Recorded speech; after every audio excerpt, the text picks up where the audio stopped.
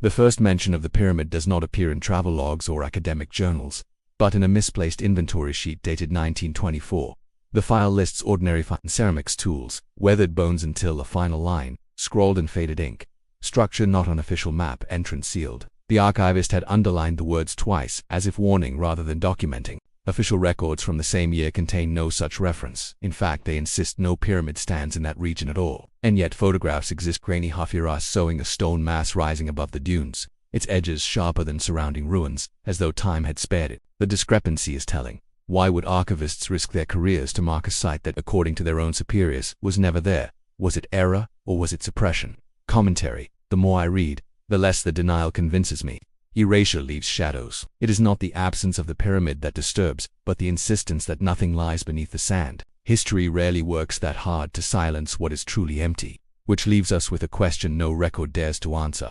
What is buried under the forgotten pyramid? Official surveys from the mid-20th century are adamant. No pyramid exists in the coordinates cited by the misplaced file.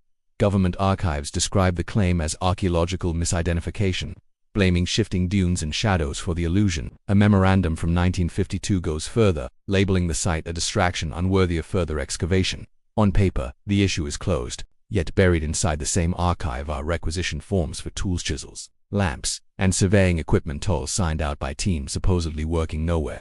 Budgets were approved for expeditions that, officially, never departed. One faded telegram mentions unmapped chambers, though the word chambers is later crossed out in black ink. The more the records insist the pyramid does not exist, the more paperwork accumulates suggesting someone was investigating it in secret. Commentary. Bureaucracy rarely lies well. Where history insists on silence, receipts whisper the truth. If nothing stood in that desert, why did governments pay for expeditions? Why cross out words instead of erasing them? Sometimes denial speaks louder than confession. The official narrative closes a door, but the scattered evidence leaves it half open, daring us to look inside. Folklore does not bother with denials. In villages scattered along the desert's edge, stories have circulated for generations about a pyramid that moves with the sand. Elders speak of expeditions. The details vary, but one pattern repeats.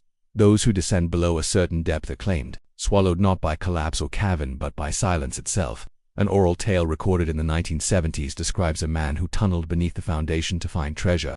Neighbors recalled hearing drums echoing from beneath the dunes on the night he vanished. Another story speaks of glowing symbols carved into the lowest stones, said to pulse like veins, leading downward into a place no human should go. Skeptics dismiss these tales as desert superstition, yet the consistency across villages separated by miles of barren land is unnerving. Commentary. Folklore preserves what history erases. Even when details blur, the warnings persist. If every village speaks of disappearances, of sounds beneath the sand, should we treat these stories as imagination or as the residue of something real? Sometimes what is dismissed as myth is only history stripped of its witnesses. The first tangible proof surfaces in a reel of damaged film, mislabeled in an archive box from the 1930s. The footage is brief, less than a minute, but it captures something the official schematics insist does not exist. The camera pans across a chamber lit by flickering lanterns. Dust drifts like smoke, obscuring the details, until the operator angles downward. They're cut into the stone floors, a staircase spiraling into blackness. No inscriptions, no torches, only the suggestion of depth without end. At the 20-second mark, the film stutters. A blurred figure, perhaps one of the diggers, stands at the edge, hesitant, before beginning the descent. The camera jolts, loses focus, then cuts to white. The reel ends abruptly, the final frames warped as though scorched from within. Commentary. If the staircase was real, it defies the official narrative. If it was not, why does the film exist at all, hidden under a false label for nearly a century? Evidence can lie, but absence can lie louder. And so the stairs remain, leading into silence. What waits below a pyramid that is not supposed to exist? Among the scattered testimonies, one journal stands apart. Written by a mid-level archaeologist in the 1960s, its tone is calm, deliberate until the final entries. Early notes describe routine excavation, cataloging fragments, measuring corridors, sketching walls. But on the seventh day, the tone shifts. Tonight, the sand trembled, he writes. Not with wind, not with thunder. The sound was hollow like drums beating far beneath the floor. Subsequent entries grow erratic. He reports tools vanishing overnight, lanterns extinguishing without explanation, and a sensation that the stone itself was vibrating with rhythm. The deeper we dig, the louder it becomes. I fear the sound is not echoing upward, but calling us downward. The journal ends abruptly on day 10. No author, no team, no artifacts were ever logged again. Commentary. Drums are instruments of ritual, of summoning, of warning. Were these merely the hallucinations of a man buried too long in dust? Or was the desert carrying a rhythm older than any civilization we know? Silence in the archives does not erase the sound. It only makes it more difficult to prove whether we are hearing history or something waiting to be awakened. What troubles me most is not the stories themselves, but the way records bend around them. Official files on the pyramid show layers of edits, dates scratched out, locations altered, even entire pages missing. One archive ledger lists 13 crates of artifacts, but the final entry is crossed out, replaced with the word none. Another report describes structural collapse, only for the margin to read, correction, no structure present. How do you collapse something that, by their own admission, was never there? The pattern is too consistent to be coincidence. Each time whispers of the pyramid resurface, bureaucratic silence follows.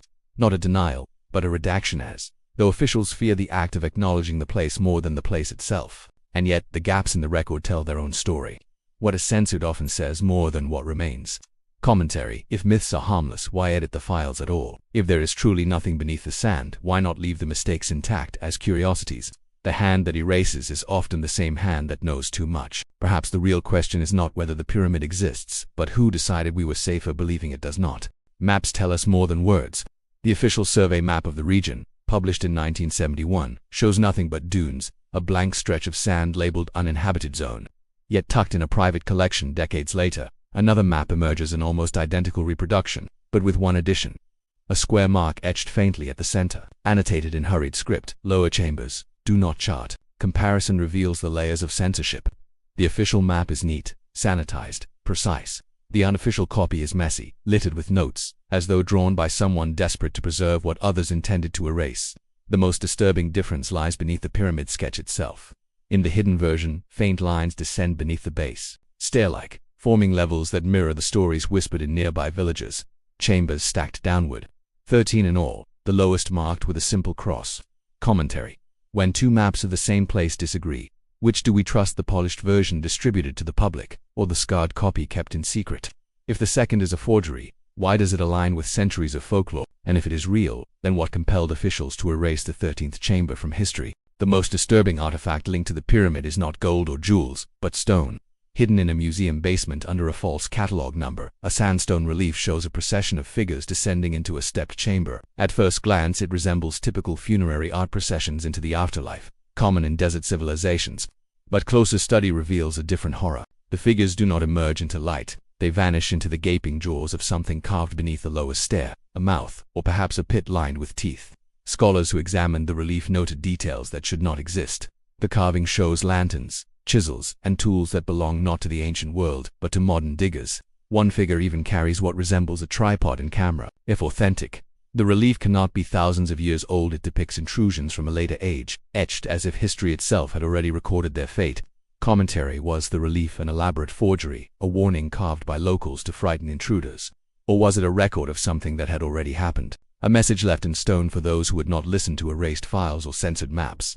If the carving is true, then the pyramid is less a tomb than a trap, designed not to house the dead but to consume the living. The most disturbing artifact linked to the pyramid is not gold or jewels, but stone.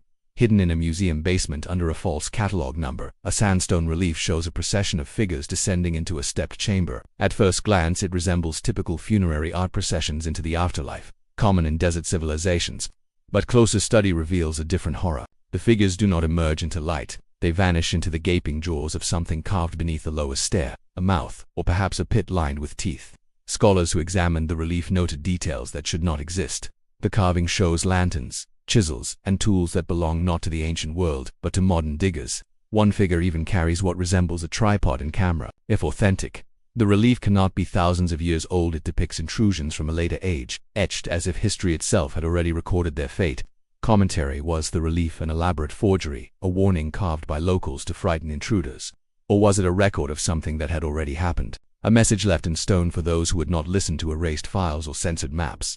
If the carving is true, then the pyramid is less a tomb than a trap, designed not to house the dead but to consume the living. In 1987, a small research team reportedly received permission to revisit the site under the guise of geological study.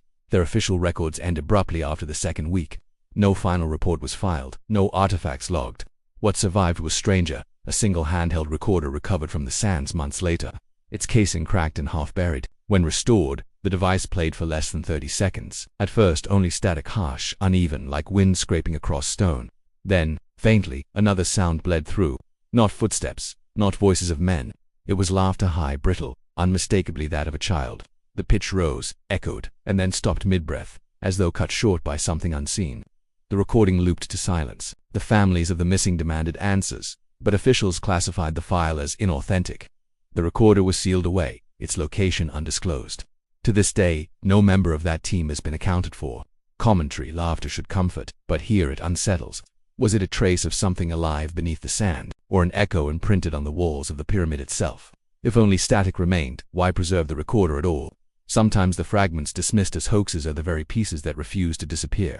Long after official interest in the pyramid seemed to vanish, another kind of record began to circulate, not in museums or universities, but in the underground. A map, crude and hand-drawn, appeared first in photocopied zines of the late 1990s, later scanned and spread across hidden forums. The lines were jagged, uneven, but the message clear. 13 chambers drawn beneath a pyramid that the state insisted did not exist. At the base, symbols scrawled in red ink warned of a threshold never to be crossed.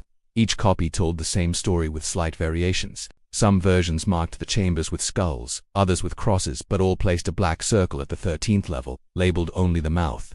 Attempts to trace the origins of the map led nowhere. Sources vanished, print shops denied involvement, digital scans corrupted without reason.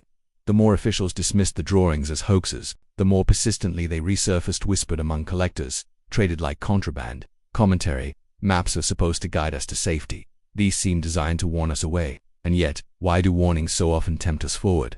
If the 13th chamber is only myth, why does the map refuse to disappear? If it is real, then each line, each circle, is less a sketch than a burial marker etched in advance for those who cannot resist the descent. The last artifact attributed to the forgotten pyramid was never meant to surface.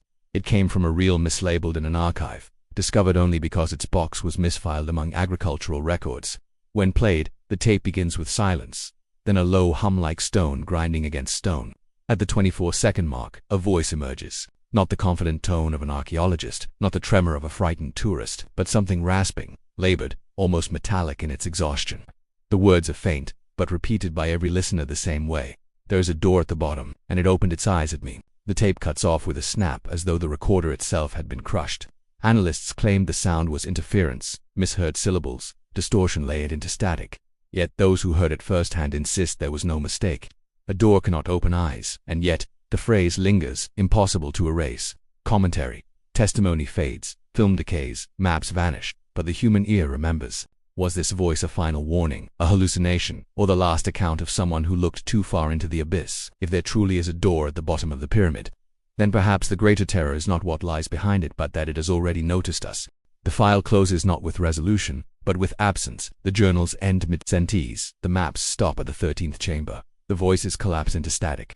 Each fragment seems designed not to inform, but to remind us that something has been carefully withheld. The pyramid itself stands silent, buried in shifting dunes, waiting, and yet, silence is not emptiness. It is a choice, a wall built by those who decided the truth was more dangerous than ignorance. Was the pyramid truly just another ruin erased by sandstorms and bureaucracy? Or was it a vault holding something we were never meant to uncover, something that watches from behind a door at the bottom, waiting for the curious to knock? Commentary: history craves closure, but here it offers none. Perhaps that is the warning. Curiosity drives us downward, into archives, into sand, into darkness. But if we keep digging, we may not just discover the forgotten pyramid. We may discover why it was meant to stay forgotten.